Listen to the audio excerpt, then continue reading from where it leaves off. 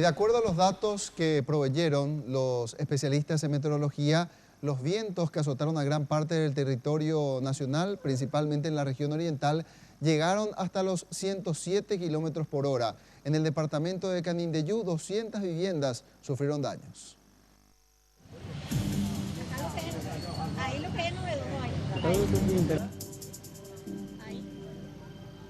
Así quedó la estación de servicio Copec, aquí en kilómetro 2. Impresionante la furia de la naturaleza, que de esta manera muestra su paso implacable por la ciudad de Salto del Guairá.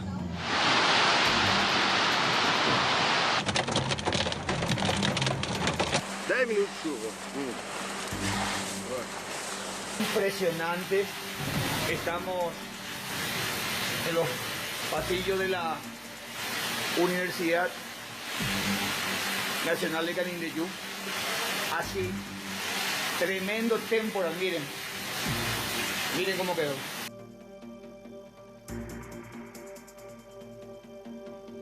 A mirar, he visto como un remolino, me dijo, y bueno, eso significa que habrá sido un tornado. El cielo no avisoraba esta tormenta, pero alrededor de las 18 horas todo se vino abajo. Comenzaron a soplar los fuertes vientos, luego una granizada infernal que parecían piedras. Comenzó lo peor y la desesperación de las personas que estaban de compras fue más, pues la fuerza del granizo y la lluvia traspasaban los techos. Una estación de servicios se llevó la peor parte. Los vientos la destrozaron, dejándola prácticamente de cabeza. Felizmente, los empleados lograron huir a tiempo. La pérdida económica oscila los 120 millones de guaraníes. Fueron 20 minutos de terror, donde cayeron árboles, columnas y cables de la ANDE.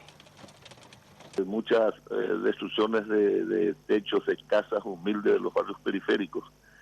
Casi 200 viviendas fueron destechadas y otras quedaron con agujeros. Según reportes periodísticos, una camioneta chocó contra un móvil de bomberos en el momento de más pánico. Los pobladores aseguran que en más de 30 años no vieron algo similar.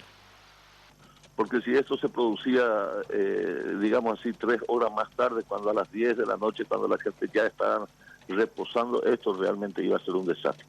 Gracias a Dios, ocurrió en el momento en que la mayoría de las personas regresaban de sus trabajos, los niños aún estaban despiertos y afuera.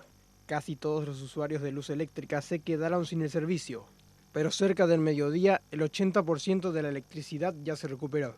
Esta mañana quedaban unas 1.500 familias aún sin luz.